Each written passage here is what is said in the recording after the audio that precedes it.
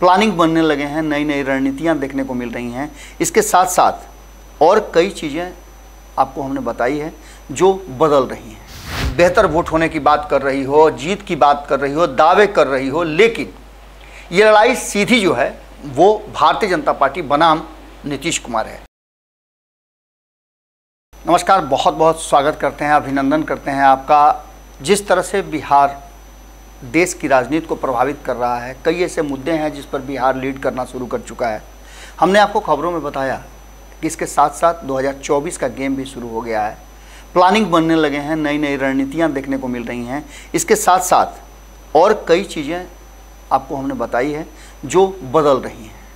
इसी बदलाव में एक सबसे बड़ा मुद्दा जो आ रहा है वो ये है कि आखिर भारतीय जनता पार्टी को 40 सीट पर हराने का दावा नीतीश कुमार, उनकी टीम और तेजस्वी यादव क्यों कर रहे हैं। हालांकि इस दावे में अभी तक कांग्रेस ने बहुत बड़ी बात नहीं कही है। कांग्रेस ने जब भी कहा है तो कहा है कि 30 से अधिक सीटें हम जीतेंगे, लेकिन जो स्थितियां सामने नज़र आ रही हैं, जिस तरह की बातें सामने आ रही हैं, वो साफ बता रहा है कि नीतीश कुमार और लालू प्रसाद ने मंथन के दौरान कुछ चीज़ें जो है वो आइडेंटिफाई की है और उस पर फोकस भी उनका बढ़ गया है। यही कारण है कि भारतीय जनता पार्टी भी अपनी तैयारी शुरू कर चुकी है। ये लड़ाई भारतीय जनता पार्टी बनाम नीतीश कुमार चल रही है। हम बार बार आपको बता रहे हैं कि 2024 के लड़ाई में भारतीय जनता पार्टी को लड़ना नीतीश कुमार से है। भले उनके सहयोग में राष्ट्रीय जनता दल अपने वोटों का हवाला दे रही हो, बेहतर वोट होने की बात कर रही हो, जीत की बात कर रही हो, दावे कर रही हो, लेकिन ये लड़ाई सीधी जो है वो भारतीय जनता पार्टी बनाम नीतीश कुमार है। और इस लड़ाई को बिहार में सम्राट चौधरी बनाम नीतीश कुमार कर दिया गया है। भारतीय जनता पार्टी ने जिस तरह से लौकुश समीकरण को साधने का कोशिश किया है, उसमें कई लूप होल्स भी हैं जिसकी चर्चा हम जरूर करेंगे। लेकिन अभी जिस चर्चा के लिए हम आए हैं वो चर्चा है कि लोकसभा में अभी वर्तमान जो परिस्थिति है, भारतीय जनता पार्टी के पास जो 17 सीटें हैं उसमें से 10 सीटें ऐसी हैं जो भोजपुरी भाषाभाषी क्षेत्र से है। शाहाबाद और अन्य गोपालगंज, सारण, सिवान, इन सब की बात कर लें तो इनमें से जो अधिकांश सीटें, अधिकांश क्या मतलब समझ के रखिए कि अगर 16 सीटें हैं तो 16 में से 12 सीटें भारतीय जनता पार्टी के पास है। और सबसे पहला टारगेट जो है वो यही है महागठबंधन का, नीतीश कुमार का, कि इसको कैसे साधा जाए। इसके लिए तैयारियां और रणनीति शुरू हो चुकी है। सबसे पहले भारतीय जनता पार्टी को इन शाहाबादी भोजपुरी भाषाभाषी क्षेत्रों में घेरने की तैयारी चल रही है। इसके लिए जो भी करना पड़ेगा वो सब कुछ करने के लिए तैयार है। आपने देखा होगा कि हमने खबर एक चलाई थी जिस खबर में हमने बताया था कि बक्सर में भारतीय जनता पार्टी अपना उम्मीदवार बदल सकती है। चर्चाएं ज़बरदस्त शुरू हो गई हैं और समर्थन और विरोध का ये स्वर काफ़ी तेज़ी से उठने लगा है। यही नहीं, चंपारण में भी हमने कहा था कि मोतिहारी और बेतिया दोनों में से एक जगह का उम्मीदवार बदलने की सुगबुगाहट तेज हो गई है। तो वहीं आपने देखा कि सारण में तो खुद राजीव प्रताप रूढ़ी ने पहल कर दिया कि वो अब लोकसभा का चुनाव नहीं लड़ना चाहते हैं। अगर मीडिया की बात कहें तो खबरें आ रही हैं, एक निजी चैनल ने, बड़े चैनल ने दावा किया है कि राजीव प्रताप रूढ़ी अब लोकसभा नहीं बल्कि विधानसभा का चुनाव लड़ना चाहते हैं। 2024 नहीं 2025 में वो अपनी किस्मत आजमाना चाहते हैं, बिहार के लिए वो कुछ करना चाहते हैं। इसके साथ साथ अभी कई ऐसे पहलू हैं जिस पर भारतीय जनता पार्टी को पटकनी देने के लिए महागठबंधन अपनी तैयारियां कर रहा है। और ये शुरुआत श्री गणेश जो है वो भोजपुरी भाषाभाषी क्षेत्र से होने वाला है। सबसे पहले तो आप अगर देखें तो शाहाबाद क्षेत्र के जो 8 लोकसभा हैं उनमें से 6 लोकसभा पर कब्जा भारतीय जनता पार्टी की है। बक्सर भारतीय जनता पार्टी के पास 2014 से है। अश्विनी कुमार चौबे यहाँ सांसद हैं और उनको हराने के लिए, उनको बेदखल करने के लिए तैयारियां शुरू हो चुकी हैं। तो एक तरफ ये भी कहा जा रहा है कि अश्विनी चौबे को इस बार टिकट से वंचित भी होना पड़ सकता है, क्योंकि भारतीय जनता पार्टी का कोर टीम जो है वो ये समझ गया है कि इस बार की लड़ाई बहुत मजबूत होने वाली है। हालांकि अश्विनी चौबे बहुत ही मजबूत उम्मीदवार हैं और उन्होंने बक्सर में अपनी एक अलग पहचान और छाप छोड़ी है। बाबा के नाम से जाने जाते हैं और कई ऐसे कार्यक्रम उन्होंने किए हैं जिसको लेकर के वहाँ की जनता उनसे प्रभावित भी है, लेकिन विरोध भी कम नहीं हो रहे हैं। इन सारी बातों को लेकर के बक्सर एक ऐसा क्षेत्र है जहाँ महागठबंधन घेरने की तैयारी शुरू कर चुका है। यहाँ वोटरों की बात करें तो सवर्ण वोटरों की संख्या ज़्यादा है, फैसला उन्हीं के हाथ में होता है और उम्मीदवार भी सवर्ण ही होते हैं। एक तरफ आपने देखा होगा कि 2014 से 2009 से ही बात कर ले तो 2009 में जगतानंद सिंह यहाँ से जीते थे, 2014 में अश्विनी चौबे ने उन्हें हराया और 2019 में भी हराया। राजपूत, ब्राह्मण और यादवों की संख्या लगभग बराबर है और ये निर्णायक भूमिका में रहते हैं। यहाँ से जहाँ एक तरफ ये सीधी लड़ाई महागठबंधन वर्सेस एनडीए होने वाली है, तो वहीं एक बार फिर से ददन पहलवान यहाँ से अपनी किस्मत आजमा सकते हैं और ये लड़ाई दिलचस्प हो सकती है। तैयारी तो यही है कि एक भारतीय जनता पार्टी के उम्मीदवार के विरुद्ध एक महागठबंधन का उम्मीदवार उतरेगा और ये यहाँ भी लागू होने वाला है। बात करें अगर बक्सर के बाद आरा की, तो आरा में भी लड़ाई कम तगड़ी नहीं है। पहले तो भारतीय जनता पार्टी में ही भारतीय जनता पार्टी के नेताओं के बीच में इस सीट की छीना झपटी मची हुई है। आपने देखा किस तरह से आर.के. सिंह को लेकर के कई सवाल खड़े हुए। आर.के. सिंह को लेकर के ये भी कहा गया कि अब उन्हें यहाँ से छुट्टी दे दी जाएगी और उनको अलग जिम्मेवारी दी जाएगी, तो ये सीट खाली होगा। भारतीय जनता पार्टी अपने उम्मीदवार इसमें तलाश कर रही है, लगभग जगह पर पहुँच भी गया है।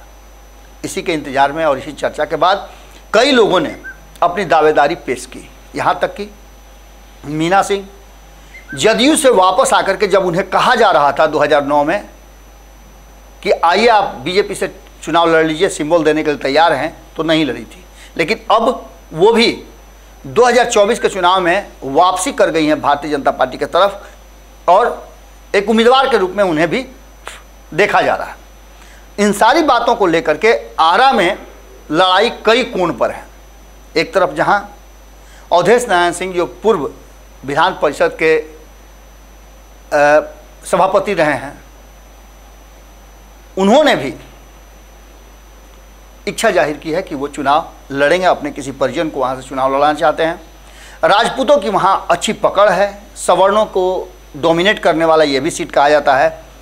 तो वहीं आपको बता दें कि अमरेंद्र प्रताप सिंह जो कृषि मंत्री हुआ करते थे पिछले सरकार में, वो भी अब इस सीट को लेकर के काफ़ी उनका भी मन है कि इस सीट को वो अपने कब्जे में रखें और अपने नहीं तो अपने किसी परिजन को वहाँ से चुनाव लड़ाएं।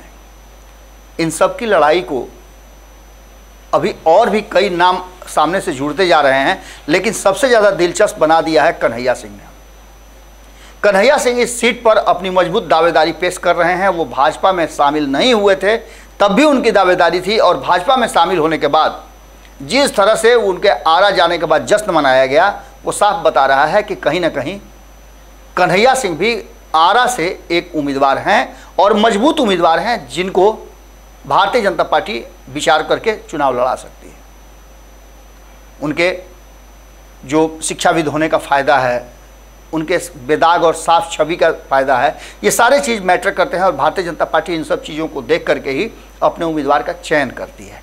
अब इसके अलावा अगर सारण की बात की तो हमने बता ही दिया कि राजीव प्रताप रूढ़ी यहाँ से चुनाव नहीं लड़ना चाहते हैं। वो राजीव प्रताप रूढ़ी जो कभी लालू प्रसाद को चुनाव हरा चुके हैं।